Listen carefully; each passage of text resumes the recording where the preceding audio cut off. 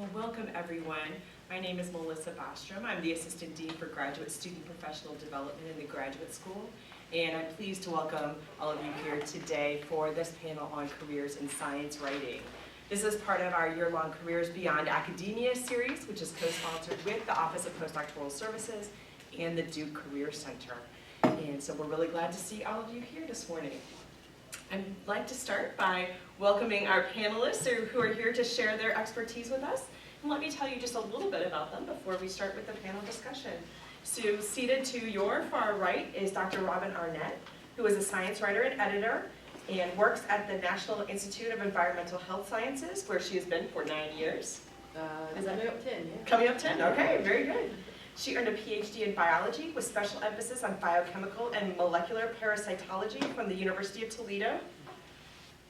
She then completed a postdoctoral fellowship in the Department of Biochemistry and Biophysics at the University of North Carolina at Chapel Hill School of Medicine, where she received a Lineberger Comprehensive Cancer Center Fellowship.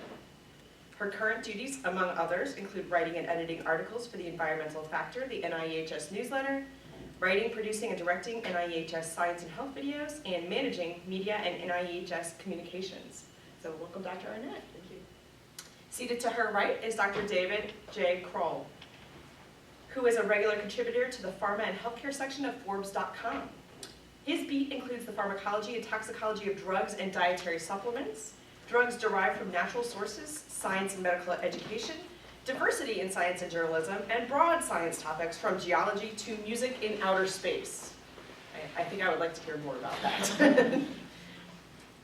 Prior to working for Forbes, Dr. Kroll spent 8 years building experience in science and medical blogging at scienceblogs.com, Central Science, which is a chemical and engineering news, or? Yep. Okay, great. From the American Chemical Society and Close Blogs. He earned his PhD in pharmacology and therapeutics from the University of Florida College of Medicine and has over 20 years of experience in medical science education and academic research laboratory leadership. And he was formerly the chair of the Department of Pharmaceutical Sciences at North Carolina Central University. So welcome, Dr. Kroll. Thank you. Thanks for having me. And finally, on your far left, right, for all of you, is Dr. Robin Smith, who is a researcher and writing teacher for more than 10 years before joining the news office here at Duke University, where she covers the life and physical sciences across campus. Prior to her current position, she worked at the Duke Weimer Center and the National Evolutionary Synthesis Center in Durham. Dr. Smith earned a PhD in evolutionary biology from Duke and has published academic articles in Evolution, American Naturalist, and the American Journal of Botany. She's also written for the Raleigh News and Observer, the Charlotte Observer, and the blog column of Scientific American. Dr. Smith is a member of the National Association of Science Writers and serves on the board of the local science writing group, Science Communicators of North Carolina. So welcome, Dr. Smith. Thank you. So we have a list of questions that folks had submitted prior to the conversation this morning. And so let's start with some of those, and then we'll open it up to a more kind of free-form discussion among the audience and our panel. So I'm going to start with Dr. Arnette this time for the first question, and that is, can you share with us a little bit of your career path prior to getting to your current role? How did you build a portfolio? How did you kind of practice science writing to make the transition into your current role? Excuse me. I did a lot of volunteering. I was a postdoc at UNC. As a matter of fact, I worked with Dr. Z. Sunjar, who got to know last year. So during the time that I was about to finish up, I said, well, you know, I love science. It still grabs me, but I can't be in the lab for the next 30 years. And so I said, what other career can I get into? And that was science writing. It was the only one that I saw at the time that would keep me on the cutting edge of science and allowed me to do it anywhere. I could just get a laptop and go to the beach and write all day if I wanted to. So I started volunteering. I was a member of the Postdoc Association at UNC, and they needed a roving reporter.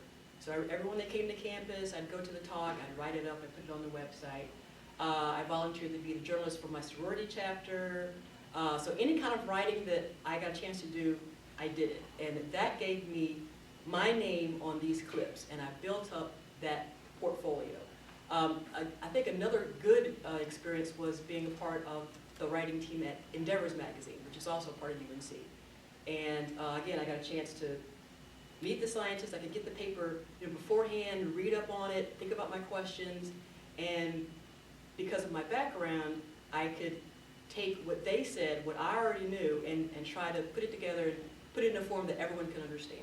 And that plain language experience has helped me today, because that's what I have to do as a science writer at NIEHS. So volunteer, you may or may not get some a small stipend for it, but it gives you great experience and it allows you to see if this is really what I want to do. So volunteer as much as you can. Thank you.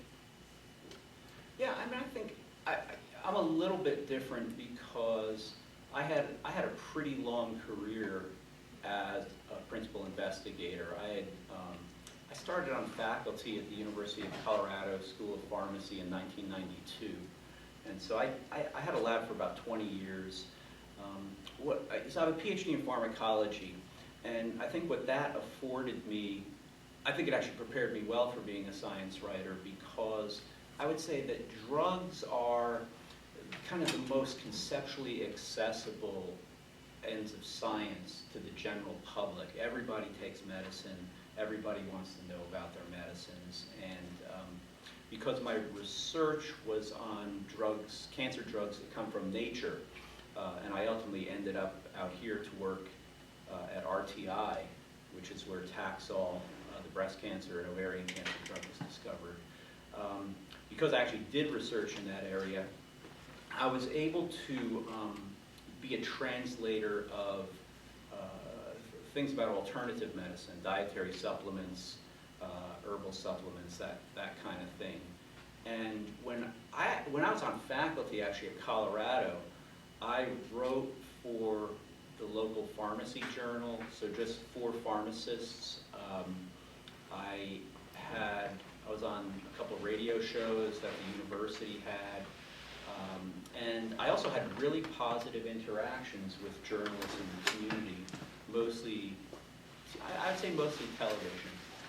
So I don't think that I really had any clips at that point, clips being publications with your own byline in usually the general press, but also in the scientific press. I think really until I came out here, and I came out here in 2000-ish. I did a sabbatical, actually right upstairs with Ken Cruiser, who used to be here, in biochemistry and then immunology and microbiology. And I started interacting with the people. There's a graduate program in medical and science journalism over at UNC, and it's run by Tom Linden, who was a physician, psychiatrist by training, and was a television journalist out in California. And I originally joined his advisory board as a test scientist for the students to interview, and then I would come and critique, what stories they wrote. But I slowly progressed when blogging software became big, and it's probably around 2005. So I've been blogging since about 2005, mostly just writing about drugs. Similarly to how I would give pharmacology lectures, I would usually give little vignettes at the beginning of pharmacology lectures. And I think as grant funding became more difficult to get, I was starting to see the writing on the wall. I progressed to administration in a faculty position at North Carolina Central. I am a horrible administrator. I have terrible attention to detail. I can't handle the boring aspects of, essentially being I can't handle the boring aspects of administration. And got into science communication. I got a position at the Museum of Natural Sciences in Raleigh, where I helped do public education, writing for the magazine of the museum. And then I think I wrote my first big article for Indie Week, actually here, at a cover story when Bob Lefkowitz won the Nobel Prize in chemistry with Brian Kobilka, who will be here next month. And sort of pitched the story, wrote a 3,000-word article, and started building up clips from there. I've written for Chemical and Engineering News, and a lot of it just came from meeting people at conferences, and then just offering to write. Many times it was for money, and other times it was just kind of volunteer writing. Thank you. And I finished, my story is maybe more similar to Robin's. We're the two Robin bookends on the panel. I finished my PhD in 2005. I was a plant quantitative geneticist.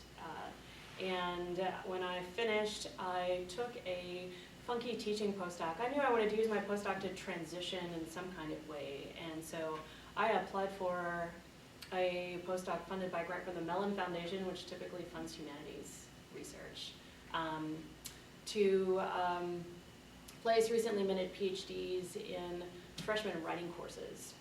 None of us had any, including myself, any experience teaching writing whatsoever. In our first year, we were terrible at it. But we learned a lot and got better. And I was working with colleagues who had PhDs in aerospace engineering and queer studies and communications and rhetoric and forestry, and we were all over the map. And I think most of us were, at the time, I had no idea. I didn't have a twinkle in my eye of the career that I have now, but I, at that time, envisioned myself moving towards a small liberal arts college with probably a heavy teaching load. I was trying to develop my teaching skills in small seminar classes. And, so I did that for 4 years, and while I was doing that, I started, I got a grant to go to a workshop, a science writing workshop in Santa Fe, called the Santa Fe Science Writing Workshop. And a bunch of recently minted PhDs in sciences meet up with a bunch of editors from the New York Times, and you hang out in Santa Fe for a week, and you practice, you pretend you're a journalist. None of us knew anything about journalism, and the editors of the New York Times sort of pat you on the head and hold your hand and explain to you what a lead is, what a nut graph is. These are just sort of terms of the trade for different elements of a standard news feature in the New York Times. And I had a great time, and I came back from that, and I thought, oh gosh, I want to play that game. That was really fun. And I knew that to do that, I would need to start pitching. I would need to come up with story ideas to write, and I would need to pitch those ideas to editors who could publish my work. And so I started getting up at 4 o'clock in the morning, which I still do to this day, before my 8 a.m. class started, so that I could have 2 hours or 3 hours in the day to look for research story ideas and pitch them to editors. I started pitching story ideas to, and some of this was paid and some of this was not paid. So at the time, the Scientific American had a guest blog, and they took pitches primarily from researchers like me who weren't traditionally trained as journalists. They paid squat, nothing. And, but I pitched a couple of ideas to them. And at the time, the Science and Technology section of the News and Observer was hiring freelancers or looking for people to, they were bleeding staff, but they wanted to keep their science and technology page. So they said, freelancers, please send us ideas. And so I found the email address for their editor, and John Bortson, and I started pitching story ideas to him. I think one of the very first stories I did was about a friend of mine. You're not supposed to do this in journalism, but a friend of mine was working with was developing a way to get people to use it was like geocaching for invasive plants. She would take people out to the Eno River State Park and help them and use these handheld GPS units to map the spread of invasive plants along the Eno. And so I pitched that story idea to the editor of a small research magazine here on campus. All of my editor contacts were very local.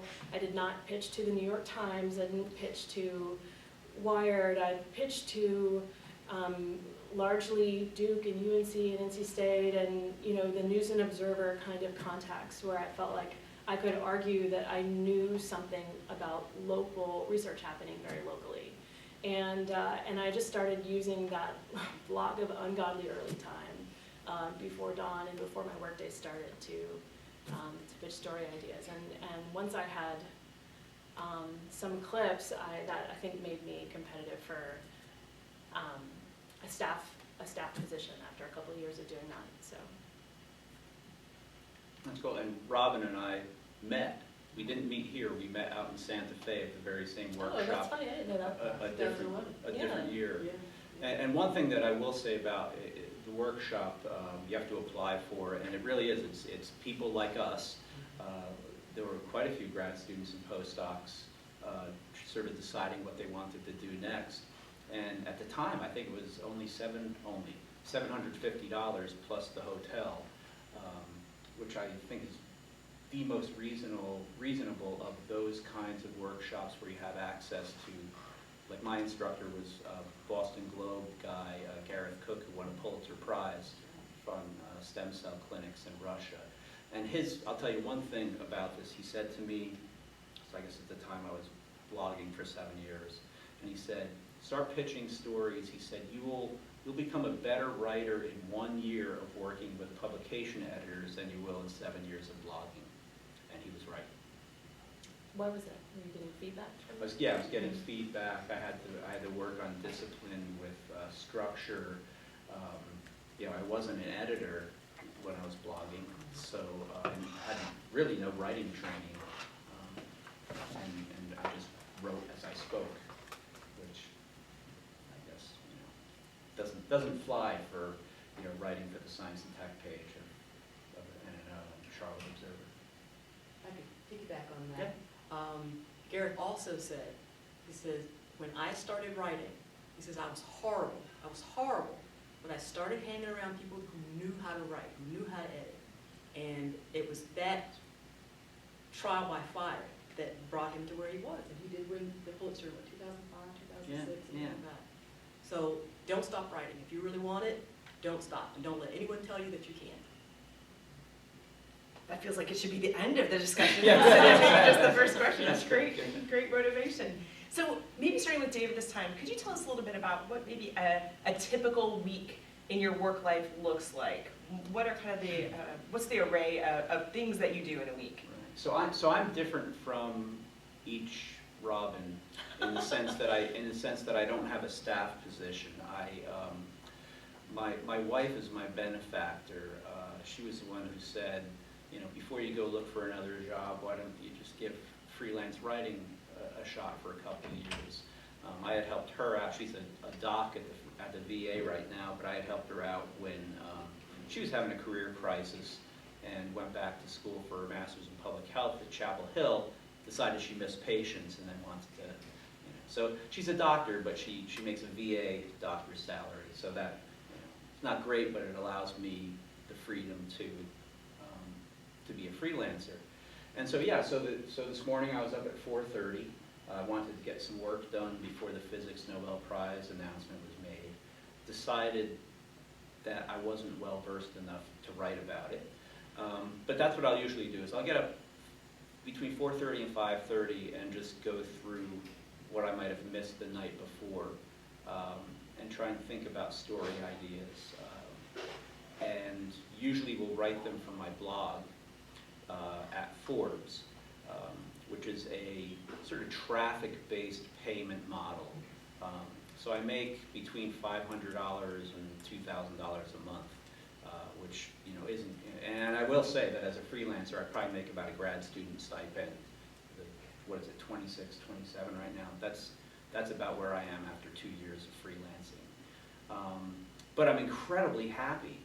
Because what I'll do is I get to talk to top scientists around the world about topics that range quite widely. Even though I was in cancer, I spend a lot of time talking to folks in neuroscience. So the last month I spent looking at this issue of this herbal medicine called kratom, which comes from Thailand. Which has some opioid-like compounds in it that people thought was being used to get high, but is actually more used by millions, maybe 3 to 5 million Americans to treat chronic pain, anxiety, PTSD, and even dependence on alcohol and opioids. And so I'll do that. I'll go through strings of focusing on a topic, or I'll just find something new.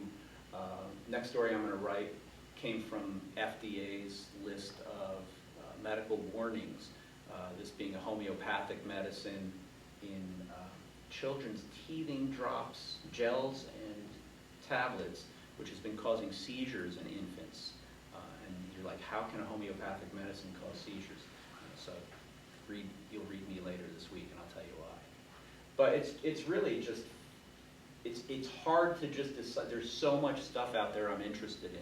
And if you're one of these people who likes to go to a bunch of different seminars on campus and who gets kind of bored just working on aspartate 342 of your enzyme, I think science writing is something that you should consider, because as soon as I get bored or sick of a topic, I can go and move on to something else. Great, thank you. Robin Smith? What's a typical week like for me? In a lot of ways, my work week is very similar to the way yours is and mine was when I was a student. I have a staff position in the main news office here at Duke. I cover, just for background, I cover math, physics, chemistry, statistics, computer science, and none of which you might notice is biology, which is what I'm used to saying. Biology and anthropology. And in a lot of ways, my work week is a lot similar. So I still work on a college campus, and I still go to research seminars on a weekly basis, just like you do, and I still spend a lot of time reading the academic literature. But it's different in that I do a lot more intellectual gear shifting now. So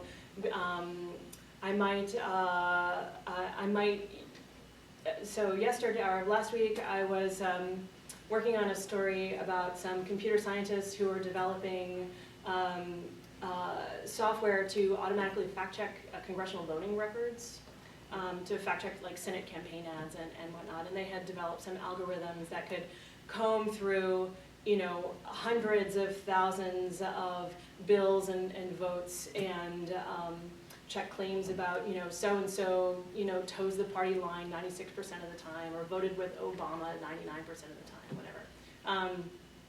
And after this, I have to go back to my office and give myself a crash course on machine learning algorithms, because I have another computer science story about a researcher who's developing algorithms to predict when someone is released from prison is likely to land themselves back in the slammer within a 3-year period. She studies recidivism. And last week I spent my time working with a researcher who she collects lemur poop in Madagascar. She goes to Madagascar and collects a bunch of poop samples. She brings her 10 pounds of lemur poop back with her in a carry-on bag on the plane, and and has all the permits to let her bring it back to the plane. And when she gets back, she does a bunch of genetic analyses on these fecal samples to try to pinpoint poaching hotspots in the illegal pet lemur trade in Madagascar, to try to link natural populations of lemurs in Madagascar with the sites where people are taking them from the wild. So my work week is really all over the map, and I have to, and any given day I sort of show up at work, and my assignment is, all right, today your job is to teach yourself everything that you can about DNA circuits and mixing DNA in a test tube and using it to add, subtract, and multiply. Go, you have 6 hours. And it's usually something that I have absolutely no exposure to whatsoever, so I start off as a complete and total dumbo, and I like that. And your output, though, is locally. It's for web and for University Magazine? Yeah, so my output, what I crank out at the end of that is our short news features that are intended to read like something you might read in, the New York Times or Scientific American or whatnot. But they go out on Duke website, on Duke magazines or whatnot, and they're used to, technically, to entice reporters to do their own stories for the mainstream media outlets that they work for. So. Great, thank you. Robin, Arnette? Typical week fluctuates. Anything from doing press releases, and again, for the NIH, all of these things have to be written in plain language. That was an directive from the president. So we can't put any kind of scientific jargon because as an agency that's run on taxpayer money, you have to be able to give that information back out in a way that they can understand it. So press release, writing small articles for our newsletter, updating the web page. The topics can range from epidemiology to genetics to toxicology, because the environmental sciences umbrella is pretty large. I also will deal with the media. If someone from CNN wants to speak to one of our scientists, I would, try to coach them, help them get ready for the interview, that sort of thing. I haven't done a video in quite some time, so I am kind of itching to try to write another script to talk about science to the general public and try to take that. But it pretty much ranges. I also go to seminars. There's almost a seminar every day on campus, and I can't go to all of them, but I try to go to as many as I can. So, kind of ranging. Great, thank you. So I'm going to pose the next question to the two Robins who have kind of full-time staff positions. Can you tell us a little bit about the application and interview process for your jobs, for these kinds of staff roles, and what that's like? And then I'm going to come to David and ask him a little bit more about freelancing. Maybe Robin Smith?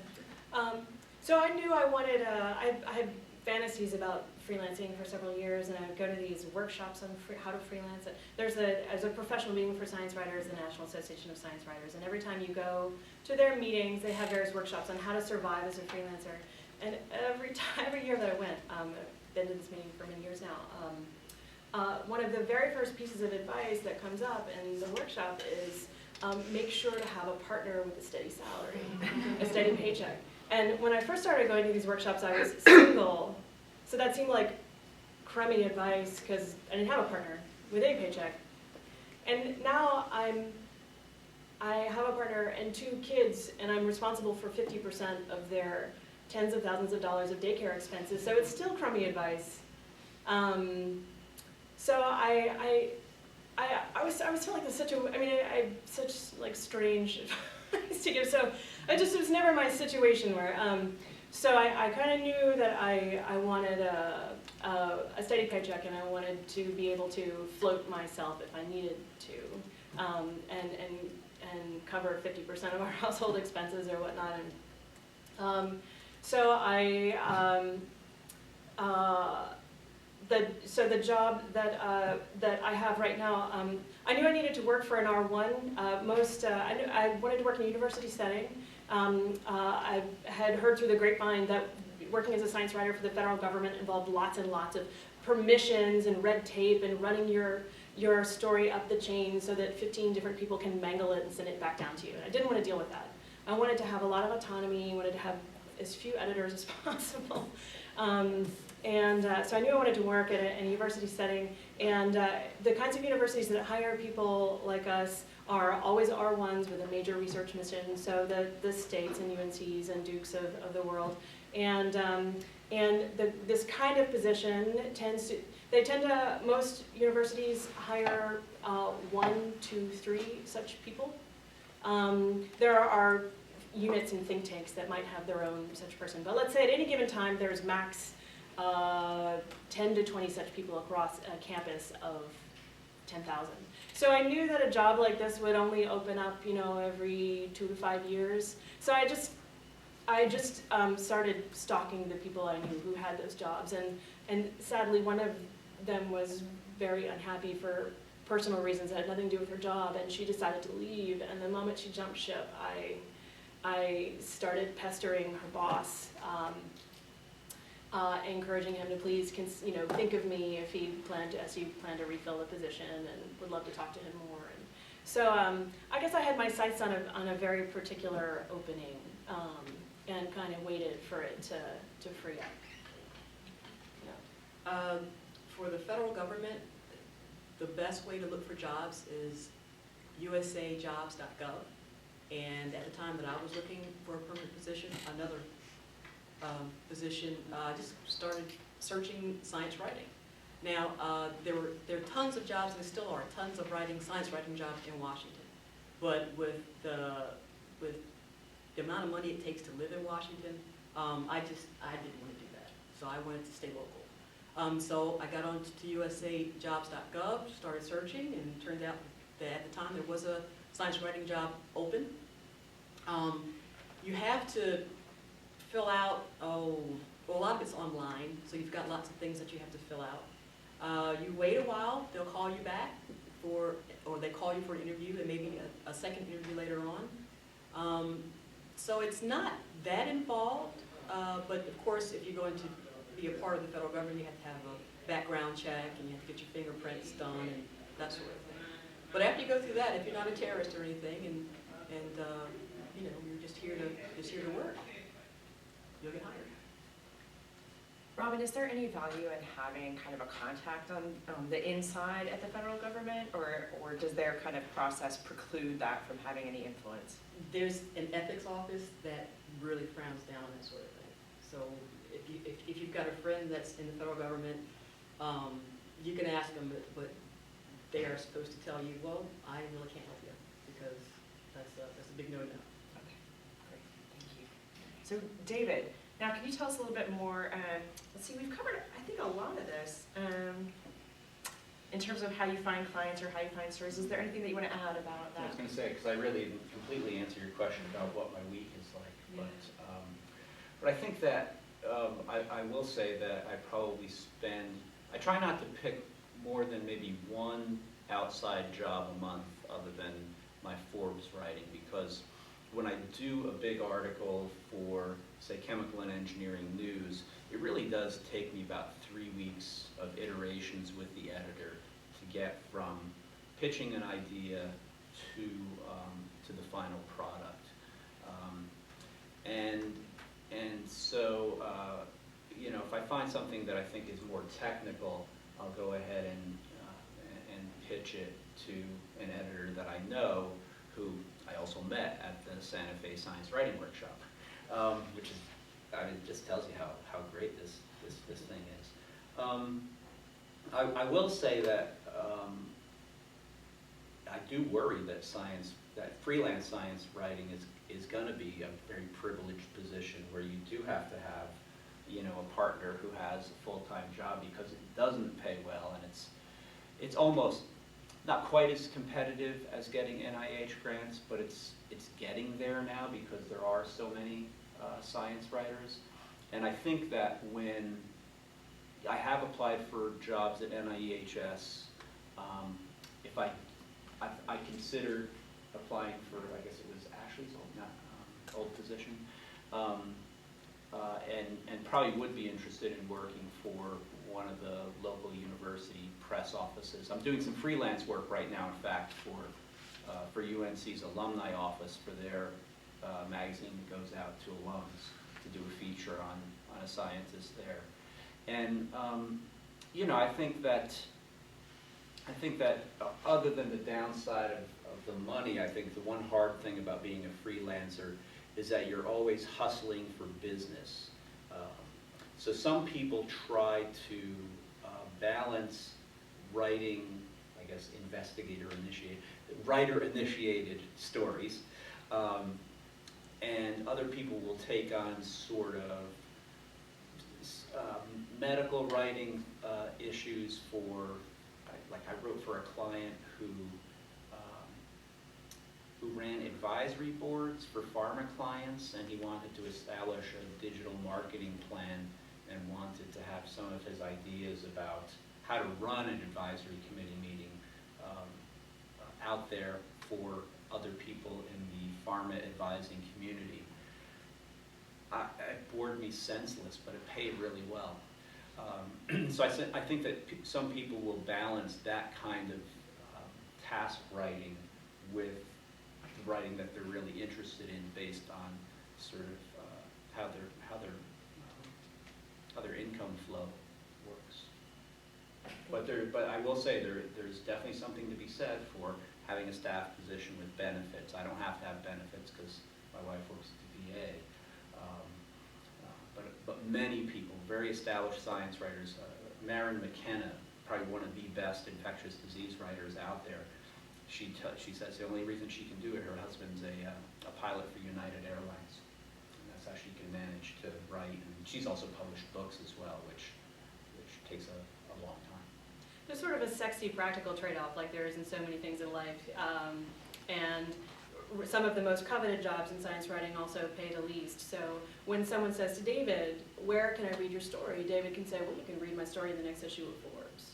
When someone says to me, where can I read your story? I say, well, you can read it on the Duke website. So, you know, so Forbes is somewhere a major magazine, mainstream magazine is a major media outlet, is obviously a lot sexier. And if he had, and he has, in some cases, a complete autonomy to choose what story idea he wants to pitch to Forbes and that kind of thing. I have, I feel like I have a lot of autonomy to chase story ideas too, but maybe a third to a quarter of the stories that I do are assigned. They come from on high. Someone in the Allen building says, we really want to do a profile of this famous mathematician who's being courted by UCSD and we don't want to lose her.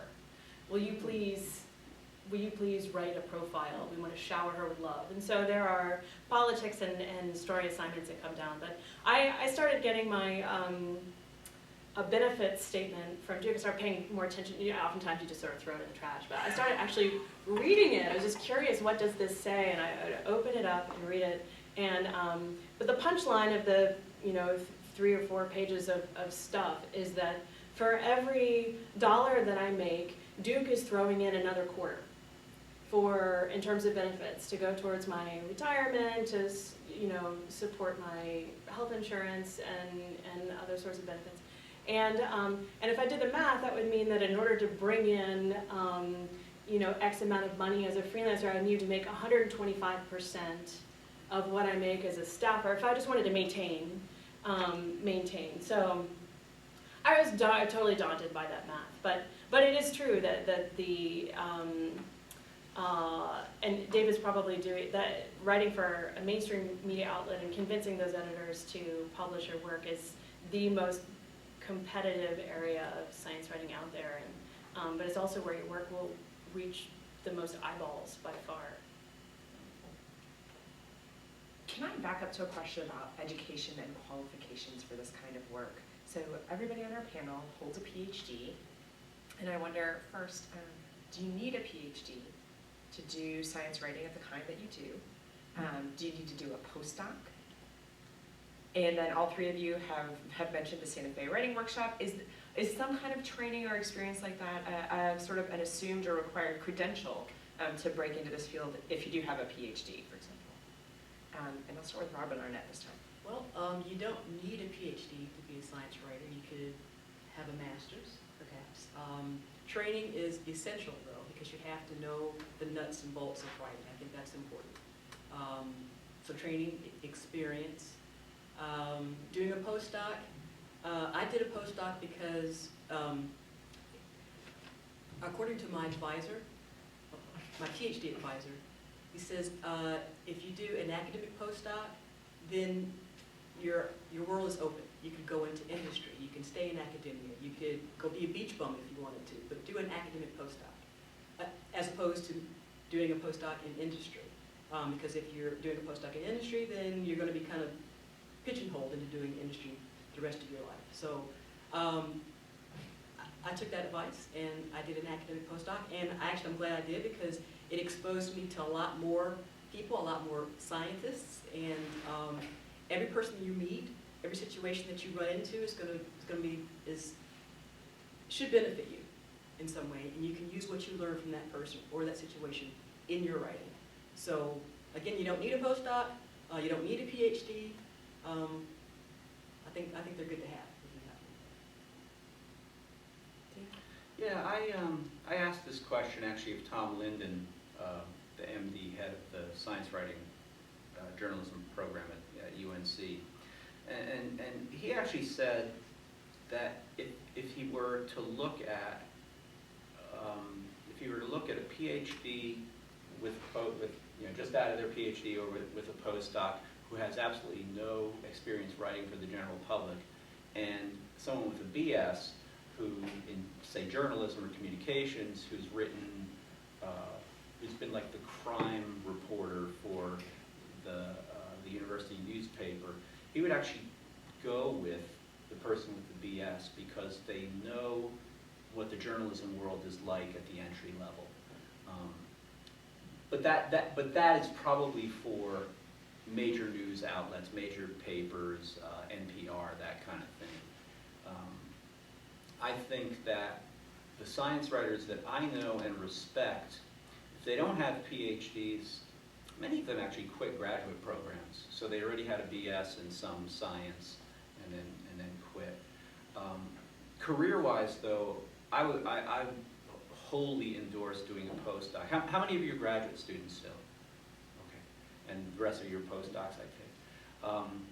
Yeah, I think doing the postdoc is a smart thing. One, I think because if you're sick of doing science during your PhD, and it almost always happens, some people it happens earlier, I think doing a postdoc and doing a postdoc in another place gives you another chance to see if bench science is something you really want to do. I mean, and it's relatively easy to get a postdoc compared to a staff job being a science writer. And you know, you make pretty decent money compared to a freelancer. And so there's no reason not to do a postdoc. And it gives you a chance to be in another place if you want to make some contacts and do some writing on the side, if you want to do some adjunct teaching on the side. I mean, I think doing the postdoc gives you the most career flexibility no matter what you decide to do next. I think that we were talking about the Santa Fe workshop. Between grad school and postdoc, I had considered doing the AAAS Mass Media Fellowship, which is predominantly for grad students and maybe early stage postdocs, where you go and work for 3 months with a major news outlet. You go to DC, I think, for about 10 days and train on basics with AAAS, and then go out, and that really gives you a chance to get some clips with your own byline with a major published outlet, which I think is a good thing. I will say, yesterday I was told that it was good that I had a PhD to be a science writer. I actually had to interview, related to yesterday's Nobel Prize in Medicine, had to interview a guy who I interviewed with for a postdoc, who offered it to me and I didn't take it. So that was very interesting. He's a yeast geneticist, and he actually taught Osumi how to do yeast genetics when they were both postdocs at Rockefeller University. So that interaction was great. I feel like I'm going to have a very good story today because I was able to converse with him at a level that I don't think someone without an advanced degree could. Technically, you don't have to have a PhD or a postdoc to apply for my position, according to the HR description. That said, the two of us in the news office and the science desk do. So I have a PhD in biology. My colleague has a PhD in physical chemistry, and she covers physics and chemistry for that reason. The applicants that we got for the position fell in both categories. Some of them came from journalism, some of them came from science. When I mill around at cocktail hours at professional meetings for science writers and I talk to people, half the people I meet have PhDs in the sciences, so it may not be required, but there's a heck of a lot of people with a PhD. And I came to the conclusion as I was finishing that it didn't make sense for me to get all the way up to the end of my program and then argue that I wanted to be a writer and not actually write up my dissertation. And I think a postdoc is helpful too. It doesn't have to be a traditional research postdoc, but postdocs are about pivoting. They're about pivoting in some kind of way, getting a new set of lab skills, moving to another model system, just working with another mentor so that you know your crappy relationship with your previous mentor was not because you were crazy, whatever. They're about pivoting and sort of slightly reorienting yourself.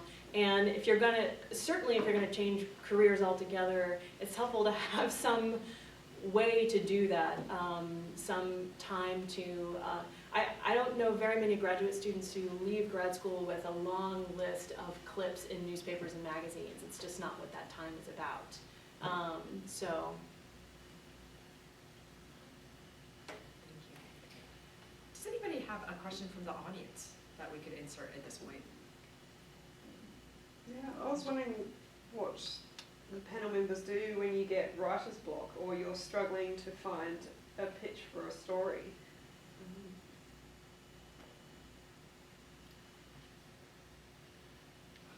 So it's a job. You got to show up every day and kind of bang your head against your keyboard. I do have, with my office mate, my colleague in physical chemistry, we both have days when we've shared an office for 7 hours and we still haven't exchanged a single word. And she turns to me and says, "Are you pooping out a story?" And I'll say, "I am, are you?" And we both realize that we've been sort of constipated all day trying to squeeze out this draft, full draft. So we definitely, in every writing project, there's a stage when you just can't squeeze it out and you have to keep banging your head against your keyboard to do so. But it's not like we can go home.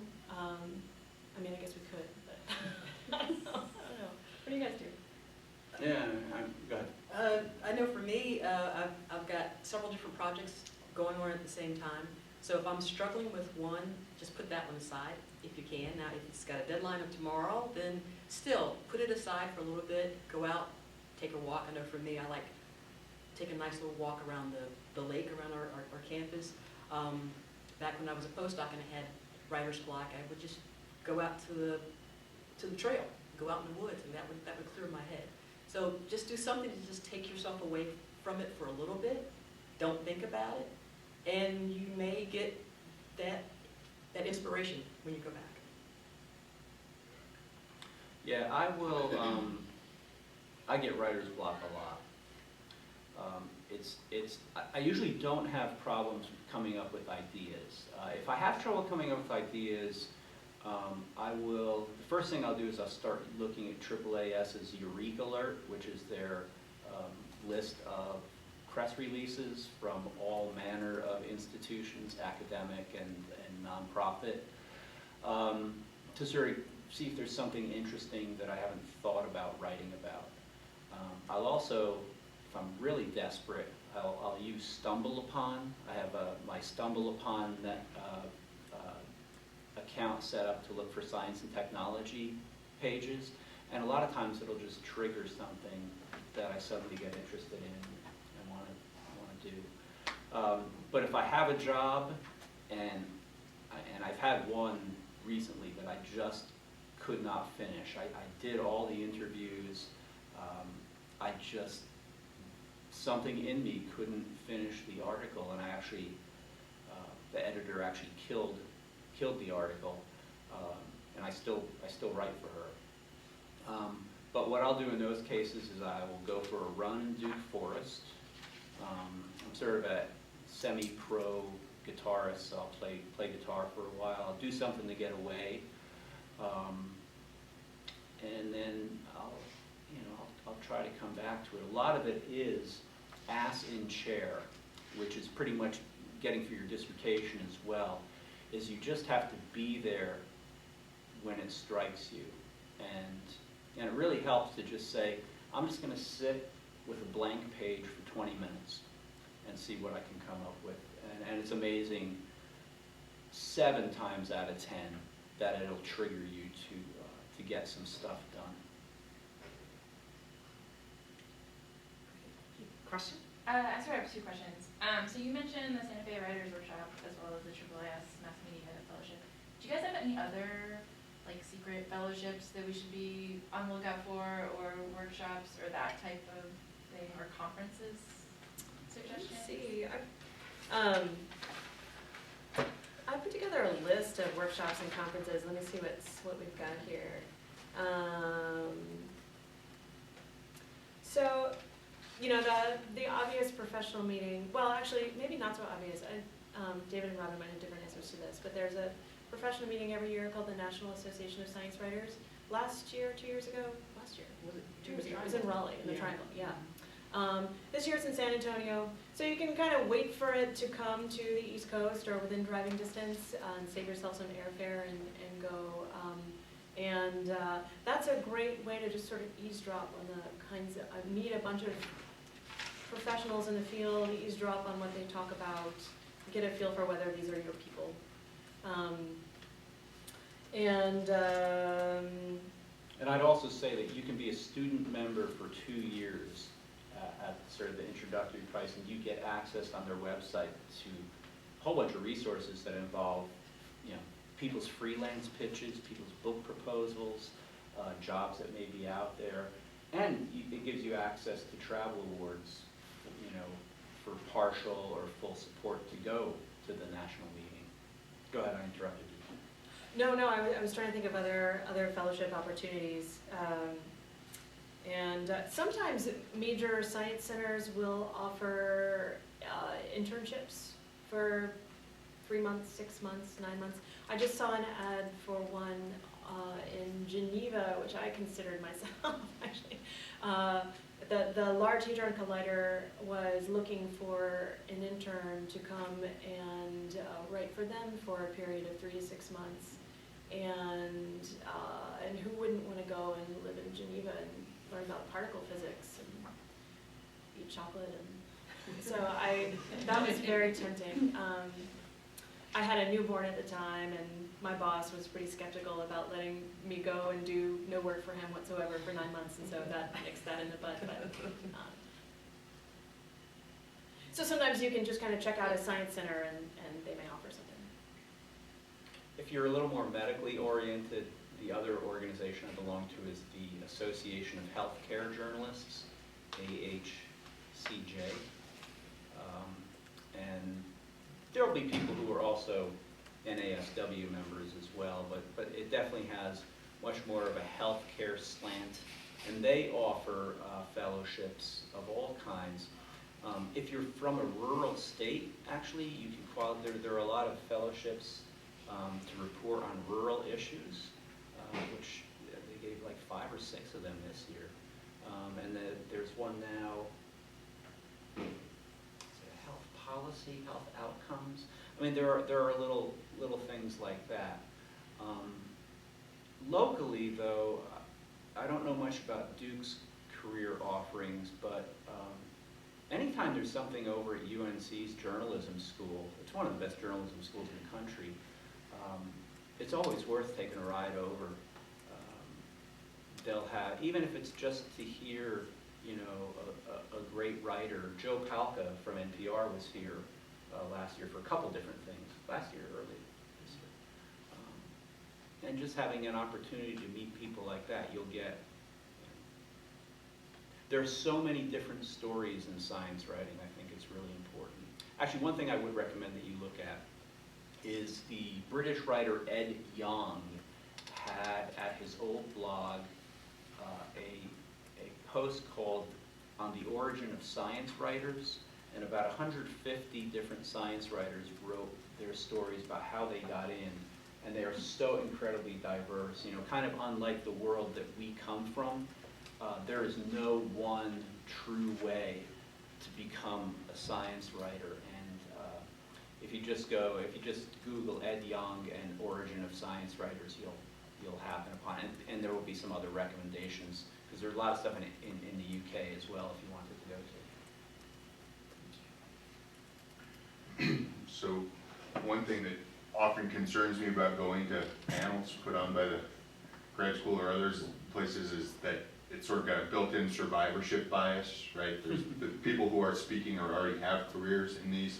We don't hear from the people who have attempted to do many of the things you've done and have fallen by the wayside. So I'm curious, you guys gave us some of the sort of struggles that maybe are faced in the field, but are you in touch with some of those people at Santa Fe? Have some people fallen off? It sounds like, especially in the freelancing world, it's very competitive, and there's these sort of barriers to entry where you've got to have a spouse or some steady stream of income, so maybe there's a lot of kind of churn and burn, if just guessing, you talk about some of that, and then also for the freelancing, do you know what the distribution of incomes for freelancers looks like? You know, sort of a winner-take-all situation, a lot of people stuck at sort of this, you know, graduate stipend level, and then you can't kind of get up, you know, so just, can you give voice to some of those concerns that maybe where you guys are doing all right, you know, some of us looking at this naively would like to know.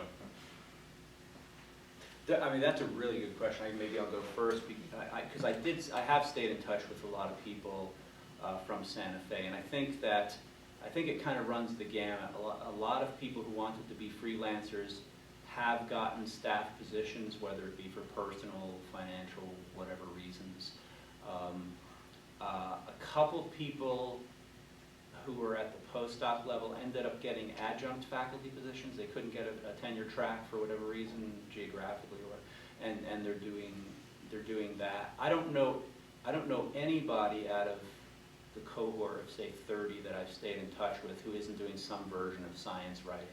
Now you could argue that the people who go to the workshop already are, you know, going to be geared to stick it out to do something in this space.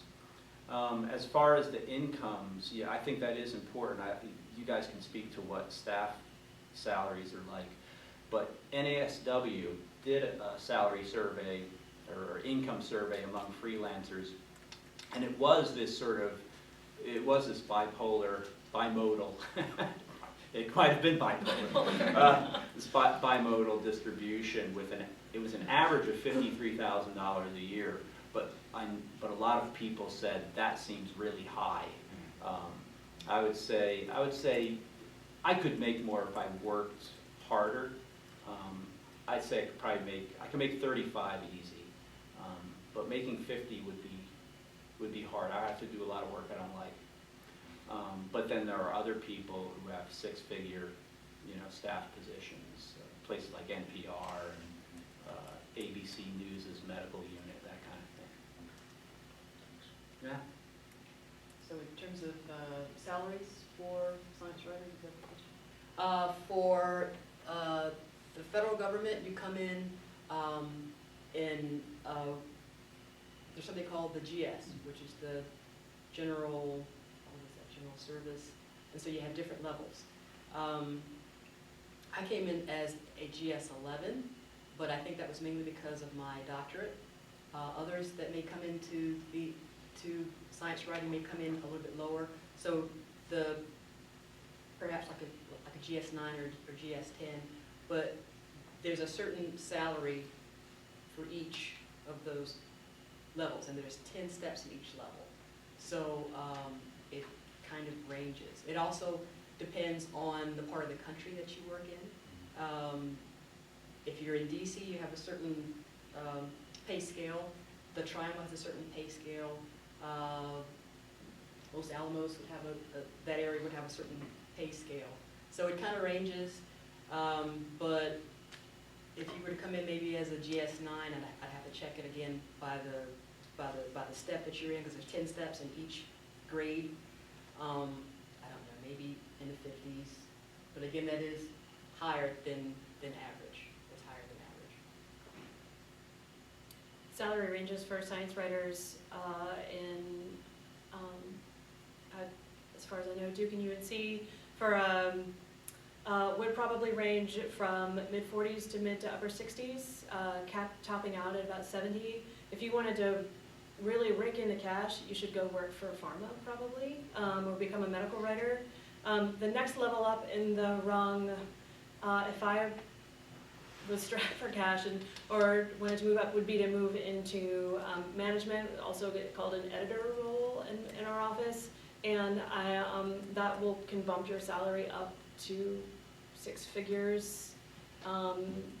That involves a lot of paper pushing, a lot of politicking, as far as I can tell, almost zero writing, and so I'm really loving the writing right now. I'm happy with my salary. I hate politicking, and I only sort of like editing other people's copy and pushing it around, copy being other people's writing. So I'm content to, and I'm learning a lot right now, so I'm very happy to be making my living wage and learning writing skills, and don't yet have aspirations to become an editor or politicker, but that would be the next rung in the ladder in our organization. And the salary bump is significant, so, yeah. You have to think about what's important to you. Would you rather make a boatload of money, or would you rather be happy writing about science? I mean, sometimes you can have both, but it isn't, I guess it kind of depends on your situation. But I love the science. That's why I stayed in it. And I love learning about something new every day. So that's what drives me as well. I think the other thing too to consider is, and I'll just give you my background because I was lucky to score a tenure track position, and I started at $50,667 in 1992, which is about $65,000, so assistant professor. Associate professor, I think when I got tenure, I went up to 78, and then when I was RTI, I started at 80, left at about 110, went to North Carolina Central, where I had a base salary of 120, and then I got a $30,000 stipend for shares. So I was making 150. When I backed off and went to the Museum of Natural Sciences, I was making 114. So you're like, holy crap, your wife must really love you. And I'm fairly open about this. I have really severe depression and anxiety, and my wife kind of said, if you don't find something you're happy with, we probably aren't going to be able to stay married. And so for my mental health, it was wise for the future of my relationship and being a dad. We have a 14-year-old girl. To find something where I did something I was really happy at, and that unfortunately doesn't pay a lot of money, but it's that or ending back up on the 6th floor of Durham Regional Hospital in the psych ward. And I just, it's just bad genetics I was born with, and the stress of academia really sort of precipitated a lot of this stuff. And so when Robin says you've got to consider yourself and what makes you happy. I mean, everyone's got their own considerations. So I think that's another thing to think about. A question about, I guess, freelancing. What does that initial email look like? I mean, is it just like, oh, I have this idea, here it is, or do you have some kind of formal body of work? I've heard a portfolio mentioned that you send along to show what you can do, or what does that look like? Yeah, you usually don't send stuff along these days. Editors hate attachments. It is useful to have just a very basic author web page where you put your clips that you've had either as PDF files or as links to stuff that you have online. Editors hate email, but it's the best way. Don't call them. Definitely don't call them. And it's usually kind of like a 3-paragraph thing, depending on how you have a relationship with them, if you've never met them before. I usually have only pitched people that I've at least met at the NASW or Healthcare Journalism meeting. And I'll just say I'm a freelance writer with pharmacology expertise. I'll sometimes say that I have a doctoral degree, depends on the publication. You usually talk about why this.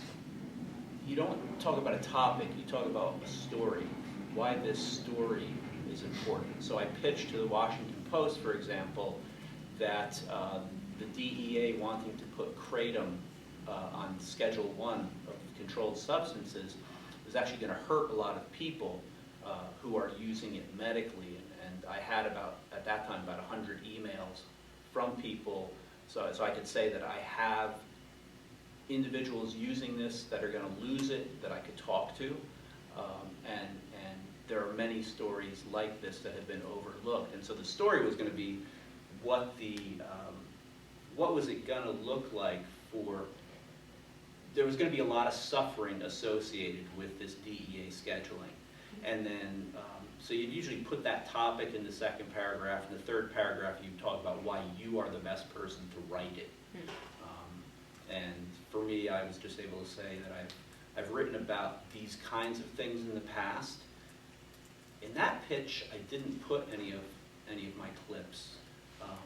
And I actually, I don't even have my webpage live right now. I usually just tell people to Google Kroll and Forbes, and then that'll pull up most of my stuff. But keeping it short, and then maybe giving it 3 days, and then following up with another email just to say, did you get it or not? And then I would either leave it at that. I would leave it at that either way, whether you got a response that they want to maybe call you and talk a little more about it, or just let it go and move on to other. If you want to pitch the same story, it's sort of like a journal. I would only pitch it to one place at a time, but I'd always, if I want to get one job a month, I'd probably have about 3 pitches circulating at a time. It's a good question. There are whole databases of successful pitches, email pitches out there. If you just Google successful query letter is the lingo. Okay. And you know, you want to, when you do make your pitch, you want to come off like an insider. So you can kind of check out these databases of sample pitches that professional freelancers have written to see what the common structure and elements are. Okay. Yeah. The blue shirt. So Robin, you mentioned a little bit about writing for pharma, so I was just wondering if you can go into more detail about that. What type of writing usually is involved in writing for a company? So I don't know anything about writing for pharma because I've never done it, but whenever I talk to medical writers, they're making more money than me. So I just know that there's kind of a different standard in medical writing, and that, what do you guys know anything about that? I think it's regulatory writing. Yeah, it's mostly regulatory. There's another organization called American Medical Writers Association, AMWA, and there is a local North Carolina chapter. And it has more directed kind of training programs or certificates that you could get in regulatory writing. Most of it is for pharmaceutical companies that have regulatory filings, either for an IND, investigational new drug applications, so putting together preclinical data, safety, toxicology data, or more commonly putting together huge amounts, reams of data from clinical trials into FDA format. And it is a little more insider associated, but I understand that the pay is maybe double what your average freelancer would get. But there are gigs out there where you can basically ghostwrite peer-reviewed manuscripts for JAMA, or and I've met people who do that, and often their salary comes from Johnson & Johnson, who might have co-sponsored the experiments that are presented in that paper. I come from a world where ghostwriting academic manuscripts would make people's blood boil and chins drop to the floor, and so I was really kind of like, really? They're going to do that? But I think it's just a cultural norm within a lot of medical research. So, but that would be, I guess, more akin to technical writing than journalism, and I guess it depends on what kind of voice and language you want to play with when you write. I like a slightly more playful style. I think it would like bore me to tears to be a technical writer. So. What I see, when you say ghostwriting, what I see more in our circles and maybe more accepted is to be a ghostwriter for a book. Quite often, usually for an MD who wants to write a book for general audiences, if you're a PhD who's done stuff for general audiences. I've had a couple friends do that where they either get a small authorship or nothing, depending upon the deal they have, and I've seen that be relatively acceptable. But I've had the same experience. Ghostwriting for pharma, writing peer-reviewed papers was a big thing when I was a graduate student in the 90s, and we even had some faculty who did that at University of Florida. But that's incredibly frowned upon, both in academia and in journalism these days. Okay, so you talked about the going off like the create letters and pitching and having an online website portfolio. So I know, Dr. Kroll, you're like really active on Twitter. Would you recommend building that type of networking base, or do you think that's necessary? Or we talk about Twitter. You're so very kind to call me Dr. Kroll. I don't get called Dr. Kroll. It actually Dr. feels. Kroll, when you talk about Twitter? Yeah, right, exactly. It's funny. Particularly being a freelancer, and I'm a really gregarious person. I learned this about myself as a graduate student, that just working with I was the first graduate student for a professor, and so there was never more than 4 people in the lab at a time, and it was so solitary. It fed my depression. It was very bad. So Twitter feeds my gregarious side, and you'll see that I tweet on different things depending upon what time of day. But Twitter has actually brought me jobs. Having people out there who know me and who know my expertise. I got my first job for Carolina Alumni Review, which paid $2,500, by tweeting about last year's Nobel Prize. Some people in the news office saw it, told the editor, who's not on Twitter, and said, this guy knows a lot about both the UNC and Duke Nobel Prizes. So they contacted me out of the blue. I'll say that I also get story ideas and a lot of interaction with patients. And I keep bringing up this Kratom thing just because it's most recent. And I've gotten over 300,000 views on 4 articles that I've written right now at Forbes, which just blows me away. There's a lot of people out there who use this stuff. And a lot of what I've been able to write about has come from really learning from people who are using it, who are on Twitter or Facebook, who send me direct messages or Facebook messages. I think if you're in freelance, you really do have to have a presence in social media, not so much Google+, but definitely Twitter, and maybe have an author have a page on Facebook that's separate from your personal page with your family pictures and stuff. I think it's helped me a lot and helped me make contacts. And even as a graduate student, I think that I've seen a lot of graduate students who've gone into science writing get some of their first jobs because they've established some expertise as either a blogger or as a commentator on Twitter. It's a very equalizing, democratizing platform. If you're freelancing, it can also help you find character. So I was doing a story on the biomechanics of barefoot running for the News and Observer, and I needed to infiltrate barefoot running clubs and races and lurk on their listservs and meet people. I needed a character for my story who was an avid barefoot runner in the Triangle, and so Twitter was really key to finding that person and eavesdropping on the conversations among the barefoot runners of the Triangle and that sort of thing. So. Cool.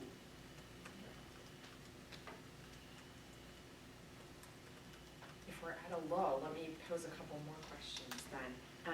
So both David and Robin Smith mentioned getting up at 4:30 a.m. Early on in this conversation, ungodly early. What's kind of work-life balance in this field? What are the expectations? Does everybody have to get up at 4:30 because of the nature of the news cycle, or are you able to find some balance maybe later in the day? And I'll start with Robin Arnette. I thankfully don't have to get up at 4:30. I'm not a morning person at all. But I do have to get up a little bit early, 5:30, 4:45. It's not too bad. I do have a 6-year-old. I have to get ready for school to drop her off by 7:30 or so. But if I'm going to do anything outside of work, it's going to be after work hours. As a federal employee, they really kind of expect you to do your tour of duty. And so for me, it's 8 to 4:30 every day. So by the time I come from the park back to Durham, pick up my daughter, dinner, the usual mommy stuff, the time and the bath time and the story time. She's in bed hopefully by 8 at the very latest, and I've got from 8 until whenever to do what I want, which is great. The weekends are mine. As a graduate student, you don't really have a life. You're in the lab 7 days a week, holidays, that sort of thing. So that's one of the main reasons why I chose this career. But again, I've got a lot of time that I could use, for myself. And right now, I'm working on trying to get my Spanish better rather than think about science. So I love my schedule. Yeah, you go ahead, 'cause it's, yeah. I don't have to get up at 4:30 in the morning. I get up at 4:30 in the morning because we are 4 people in a 1,000 square foot tiny house, and that is the only way I can be alone. I just want to be alone during the day. And I want to be alone during a time of day when nobody expects me to be responding to emails. I want to sit there with my cup of tea and go clackety-clack on my keyboard. That gives me so much pleasure. So that's the one time of day that I have to myself. And I am a morning person. My brain completely shuts down at 9 p.m. I'm useless. So that's the way I carve out, non-mommy time when and non-work time. No one is expecting me to respond to emails. And I can I am doing work, I'm working on stories, but because I want to and because I love them and I'm interested and no one needs anything from me whatsoever. So. I'm a morning person too. Our house is a little bigger and we only have one child, but I really like that quiet time in the morning. And that was my best time for writing about science as well. I used to sometimes go in the lab at 6 o'clock just because it's the only time I had quiet time from my grad students and postdocs. Being a freelancer, you can work as much or as little as you want, and you can work when, I try to work at least a 4-hour block in the morning. In between then, I have to take my daughter to DSA, is where she goes to high school. And then it really depends what my wife's schedule is like, how much other stuff I have to do during the day, because she works regular hours and then swing shift and then overnight shifts as well. But I find that the afternoon I'm useless. And again, as a scientist, I was useless like between 2 and 4. I will actually take a nap, or I will have some coffee and then go for a run or go over to the Duke Faculty Club and lift. And then I'll have a normal dinner with the family. There's usually something on the DVR that we watch for an hour or hour and a half. I'll watch a little bit of the political stuff, because there's very rarely these days, there's some science in it, but I'll watch, some MSNBC. And then I'll actually read science. I'll be preparing for the next day, say from 9:30 until 11. I try to get to sleep by 11, 10:30 if I can. And a lot of it's because at Forbes, you really want to have stuff posted before 10 a.m., preferably before 9 a.m., so that when people are coming into work on the East Coast, they can read your stuff. So I'll do a lot of prepping the night before, so I can bang something out in 2 hours in the morning. There are 2 times when I pull an all-nighter for work. One is when some Duke scientist gets a Nobel Prize. And this is Nobel Prize week, and I'm kind of hoping we don't get any Nobel Prizes because it really wrecks my week, just completely takes over. And any other deadlines I promised people I would meet are out the window. But another thing that makes me pull an all-nighter is an obituary. So when a famous scientist dies, the university is responsible for, some writer at the university writes a mini biography for that person. And usually you have 12 to 24 hours to sum up someone's life's work, reach out to their grieving friends and family for comments, try to get them to say something that aren't complete platitudes. It's brutal and it needs to happen fast. And so obits are definitely, and I write them, and that's part of the job, and they do well, and sometimes they get picked up in the New York Times if the researcher is a famous whatever, but they're grueling, really brutal, so, yeah. Thank you. All right, so last question I'm going to have, and then we'll kind of open it up for networking and more one-on-one conversations. What's the one thing that you'd like everybody in this room to take away from this panel this morning? Robin Smith, looks like you have a comment. Sure, I think when you're at the stage where you're at, you have a more than full-time job. As a postdoc or a graduate student, your PI expects you to be in the lab 60 hours a week. To explore another career, you have to ooch. You have to find a way to ooch. You have to find a way to inch in very, very small, non-committal doses that don't require a lot of time or commitment. So that means if you can give up 10 weeks in your summer to take a AAAS mass media fellowship and go serve as an intern in some radio station or NPR office somewhere, that's great. If you can afford a weekend and a couple $100 to go eavesdrop on the National Association of Science Writers meeting that's happening in a neighboring town, that's another way to do it. If you get a paper accepted in a journal and the editor invites you to write a short media summary to accompany your manuscript, which more and more journals do, say yes. You need small opportunities to try something out in a way that doesn't compromise your future career prospects in an already competitive career that you're trying to pursue, and that you can carve out in what little free time that you have. So there are ways to do it in all fields, but science writing for sure. I think I'm really encouraged by big research universities having events like this, that the tide is kind of changing. When I was a graduate student in the 80s, everybody thought that they were going to go and be a tenure-track professor just like their advisor. Even me I was from northern New Jersey, and there was a density of drug companies up there. I always thought I was going to go back and work for a drug company. That was considered an alternative career when I was in grad school.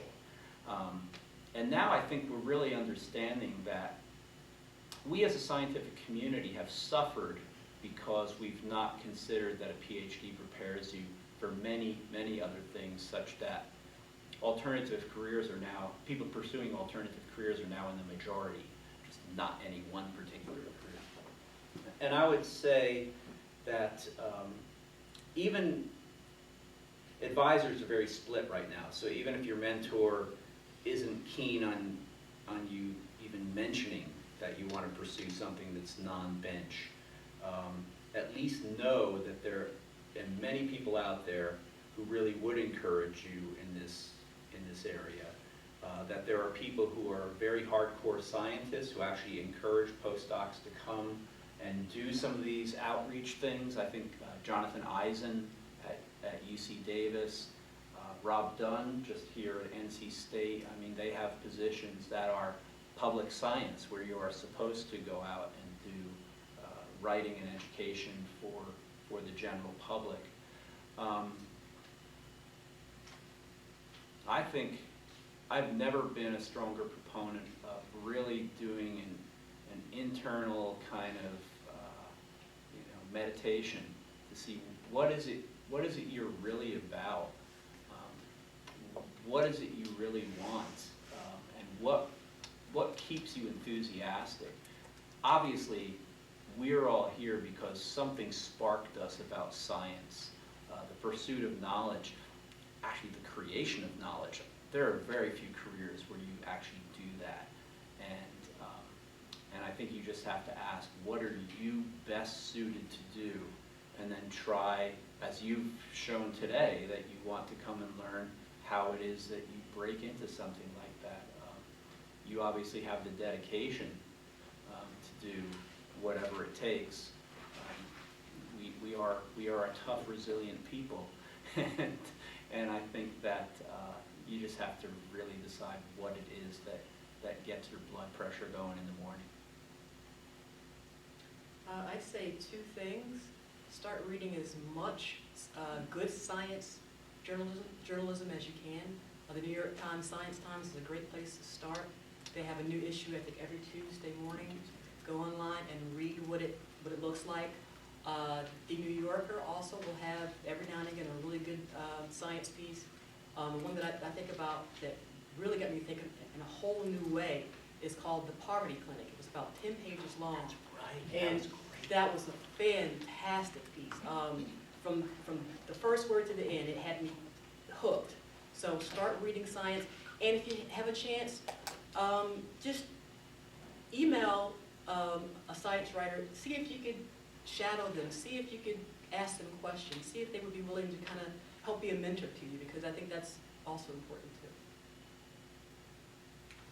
So before I thank our panel, I just want to put a note out there, since all of you are here today, that there's also an event tomorrow organized by the Duke Career Center with Fenella Saunders as executive in residence, and Fenella works with Sigma Xi on their publications. So tomorrow's opportunity will be more of a workshop and an opportunity to get critiques. So I encourage all of you to take advantage of that tomorrow.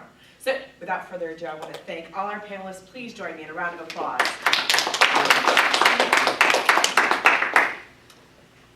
Thanks for inviting us. Yeah.